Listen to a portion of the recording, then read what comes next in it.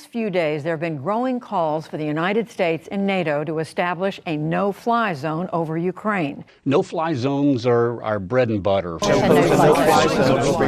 When Russia began its renewed invasion of Ukraine in late February, talk of implementing a no-fly zone dominated Western news. Pundits argued day and night about whether or not it would lead to a nuclear war, and pollsters began polling the public. The concept of no-fly zone polled extraordinarily well among Americans, even when Americans were told about the possible implications. However, it didn't poll that well among Europeans. This split in Western opinion was reflected with the cable news debates about escalation. Americans seem to view the idea of escalation as somewhat of a fiction because of its geographic nature, while Europeans were all too familiar with the consequences of a potential escalation because they'd have to live with it. The debate ended before it even started. The tide of the war changed Ukraine, and the urgency of a no-fly zone and the debate surrounding it faded away. It's been 2 months since the war began, so let's talk about whether or not we should have a no-fly zone over Ukraine in the present day. A lot of arguments against a no-fly zone often boil down to the fact that it's a declaration of war. And sure, that may be right, but not all wars are like the Second World War. Limited military actions happen all the time, and historically, restraint is the norm in warfare. If NATO were to declare a no-fly zone, contrary to popular belief, that wouldn't result in 99 left balloons.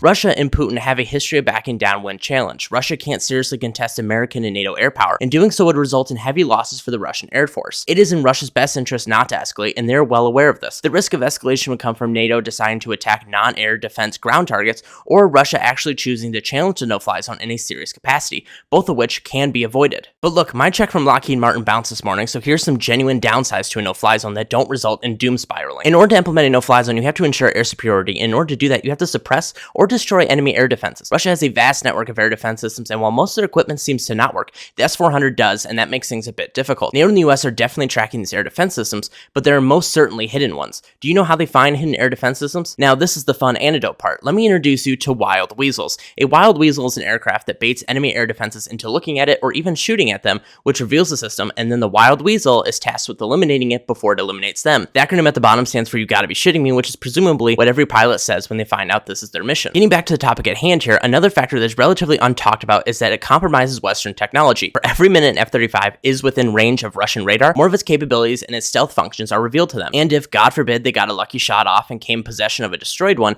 they could reverse engineer it and now our security is compromised. This famously happened with the Sidewinder missile.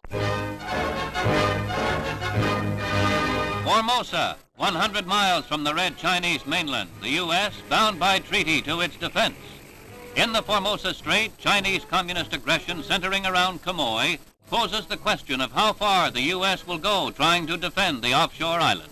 A Taiwanese plane used the high-tech American missile on Chinese aircraft in 1958. The missile got stuck in the plane, which returned to base. The Soviet Union was given the missile and reverse engineered it to make an exact copy of the missile. There was another time when the KGB walked into an airbase in Germany, took a newer version of the missile, walked out with it, and then mailed it to Moscow. Thankfully, it's really hard to mail an F-35. But lastly, a no-fly zone seems like a solution without a problem as of right now. Russia seems to be incapable of complex air operations and still hasn't fully utilized its air force. They are relying heavily on artillery and missiles, which have been devastating for Ukrainian cities. But there's not much a strict no-fly zone can do to stop that. The airspace over Ukraine is still contested. Ukraine is still conducting air operations. They are winning this on their own, and if we get in the way, we could change the war in a way that hurts Ukraine. A no-fly zone could change the scope of how Russia can act in the eyes of its own people. Russia keeps scaling back its objectives because it's not winning. And even in the most brainwashed of societies, massive casualties eventually have domestic consequences. A no-fly zone could enable them to justify an even bigger mobilization when they otherwise wouldn't be able to. In closing, a no-fly zone seems to be a solution without a problem. While kicking dirt in Russia's face when they're down is appealing, it's perhaps not for the best. Not because it could cause nuclear war, but because the negatives outweigh the positives right now.